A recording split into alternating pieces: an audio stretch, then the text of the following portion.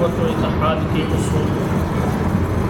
رسول اللہ صلی اللہ علیہ وسلم کا ارشاد ہے ولا تباغضوا ولا تحاسدوا ولا تدابروا ولا تقاطعوا وكونوا عباد الله اخوانا ولا يحل لمسلم ان يحجر اخاه فوق ثلاث۔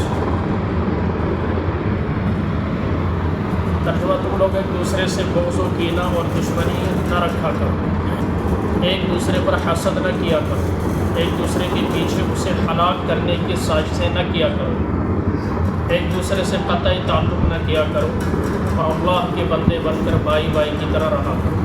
کسی مسلمان کے لیے یہ بات درست نہیں کہ وہ اپنے کسی مسلمان بھائی سے 3 دن سے زیادہ ترک کلام کیے رہے۔ بخاری اور مسلم کی روایت۔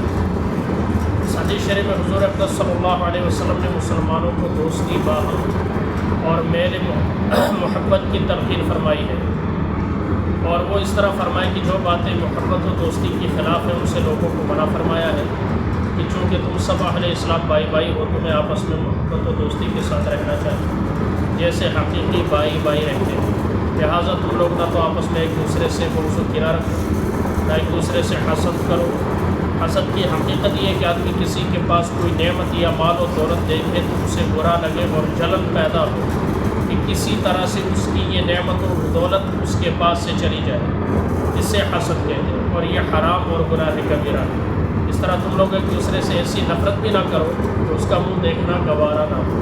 اس جملے کا ایک مطلب یہ بھی ہو سکتا ہے کہ ایک دوسرے کے پیچھے اسے ہلاک کرنے کی سازش نہ کیا کرو، اور ایک دوسرے سے قطعی تعلق بھی نہ کیا کرو، اور اللہ کے بندے بن کر بھائی بھائی کی طرح رہا کرو۔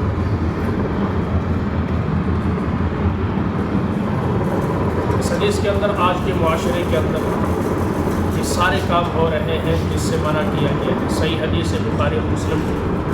فرمایا کہ بغض نہ رکھنا، خواہ بخواہ کسی مسلمان سے بغض اور کینہ رکھنا یہ ایسا بدبخت ہے کہ شب قدر اور شب برات میں بھی ایسے بندے کی دعا قبول نہیں ہوتی جب تک کہ صلح نہ کر لے اور ایک دوسرے کو معاف نہ کر۔ حسد ولا تحاسد، حسد نہ کر۔ حسد کے متعلق آقا علیہ الصلوۃ والسلام نے فرمایا ہے دوسری جگہ کہ حسد انتہائی بری چیز ہے۔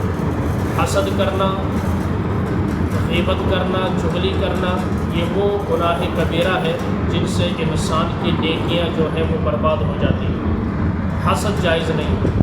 کسی کے پاس نعمت دیکھو تو بہترین حل یہ ہے حسد سے بچنے کا کہ دعا کرو یا اللہ اس طرح کی نعمت مجھے بھی عطا فرما، اور اس نعمت کے اندر برکت عطا فرما، اور یہ جو نعمت تو نے اسے دی ہے مجھے بھی عطا فرما۔ اس سے امام غزالی رحمۃ اللہ تعالیٰ علیہ ارشاد فرماتے ہیں کہ حسد کا جو مرض ہے وہ انسان سے ختم ہو گیا، اور ایک دوسرے کے خلاف سازش نہ کیا کرو، ویسے بھی منع ہے، اور ایک دوسرے کے ٹو میں نہ لگا کرو۔ یہ ہے جو آج کل ویڈیو لیک کرتے ہیں یا کسی کا راز فاش کرتے ہیں اور ویڈیوز لیک کرتے ہیں۔ بند کمرے کے اندر عورتیں ہیں آپس میں شادی بیاہ کے موقع پر بیٹھی ہیں، یا کپڑے اتارے ہوئے، چادر اتری ہوئی ہے، کسی بری حالت میں کہیں دور سے کیمرہ زوم کر کے بڑے کیمرے کے ذریعے سے یا کسی سوراخ کے ذریعے سے ویڈیو بنا کر پبلک کرنا، یہ اس کے اندر شامل ہے اور یہ گناہ کبیرہ ہے۔ پیارے حبیب صلی اللہ علیہ وسلم نے فرمایا جو دنیا میں کسی کا پردہ فاش کرتا ہے اللہ قیامت کے دن اس کا پردہ فاش کرے گا اور دنیا میں اسے گھر بیٹھے رسوا کرے گا۔ جو مسلمان کی پردہ پوشی کرتا ہے اللہ قیامت کے دن حشر کے دن اس کی پردہ پوشی فرمائے گا۔ اور ایک دوسرے سے قطعی تعلق نہ کرنا، قطع رحمی یہ بھی بہت بڑا گناہ ہے۔ امام زین العابدین رحمۃ اللہ تعالیٰ علیہ نے اپنے بیٹے امام باقر کو 5 وصیتیں فرمائی، ان میں سے ایک یہ ہے کہ قطع رحمی کرنے والے کے پاس سے بھی نہ گزرنا، اس سے دوستی نہ رکھنا، اس سے دوست نہ بنانا۔ کیوں؟ فرمایا کہ قرآن مجید کے اندر 3 جگہ قطع رحمی کرنے والے پر لعنت آئی۔ اب ایسا لعنتی بندہ جو قطع تعلق رکھتا ہے، اپنے چاچے سے نہیں بولتا، اپنے مامے سے نہیں بولتا، اپنے بھائی سے نہیں بولتا، اپنے کسی عزیز رشتہ دار سے اس کی نہیں بنتی، تو کسی اور کے ساتھ، کسی غیر رشتہ دار کے ساتھ اس کی کیسے بن سکتی؟ فرمایا کہ اللہ کے بندے آپس میں بھائی بھائی بن کر رہے، ٹھیک ہے، جس طرح سگے بھائی رہا کرتے ہیں، مسلمانوں کو ایسے رہنا چاہیے، کیونکہ حدیث کے اندر انما المؤمنون اخوہ، مسلمان آپس میں بھائی بھائی ہیں۔ آج یہ تقریباً ختم ہے، بہت جگہوں پر ہے بھی، لیکن آج ان چیزوں کی کمی پائی جاتی ہے، چونکہ تعلیمات نبویہ سے دور ہے، اور ہم جہاں سے تعلیمات ملتی ہیں وہاں نہیں بیٹھتے، ان جگہوں پر بیٹھتے ہیں جہاں سے ہمیں نفرت، جہاں سے ہمیں دنیا کی ہوس، جسمانی شہوت اور یہ چیزیں ملتی ہیں، وہاں ہم بھاگ بھاگ کر جاتے ہیں، رش لگا ہوتا ہے، لیکن جہاں سے قرآن و حدیث کی تعلیمات ملتی ہے وہاں ہم بیٹھنا اپنے لیے جو ہے وہ بوجھ محسوس کرتے ہیں، اور اگر ٹائم تھوڑا اوپر ہو جائے تو چہروں پر بارہ بج جاتے ہیں۔ فلم کے 3 گھنٹے پورے ہونے چاہیے، کہتے 4 گھنٹے ہوتی تو اچھی تھی، لیکن مولوی کا بیان 5 منٹ اوپر ہو جائے تو لوگ جو ہے جی بجبی ہوتے ہیں، مسجد چھوڑ دیتے ہیں۔ آج تک سینما جانا نہیں چھوڑا، یہ فلم اتنی لمبی ہوتی ہے، لیکن مسجد میں آنا چھوڑ دیتے اس بہانے سے، جی وہ ٹائم بہت لیتے ہیں۔ یہ بدبختی ہے، بد نصیبی ہے۔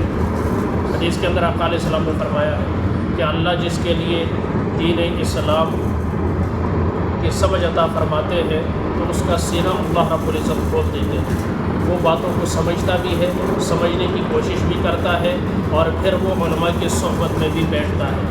ٹھیک ہے، پاس بیٹھنے والا نا وہ تنگی محسوس نہیں کرتا، اور جو پاس بیٹھنا نہیں چاہتا وہ تنگی محسوس کرتا ہے۔ یہ اس بات کی علامت ہوتی ہے کہ یہ تنگ ہو رہا ہے۔ یہاں تک ایک جگہ مولوی صاحب کہنے لگے صرف جو ہے نا 3 منٹ درس دیتا ہوں۔ میں نے کہا 3 منٹ آپ کیا درس دیتے ہوں گے، اور سامنے والے ماشاءاللہ امام غزالی، جنید بغدادی، شیخ عبد القادر جیلانی کے جو ہے ماننے والے 3 منٹ میں کیا سمجھتے ہوں؟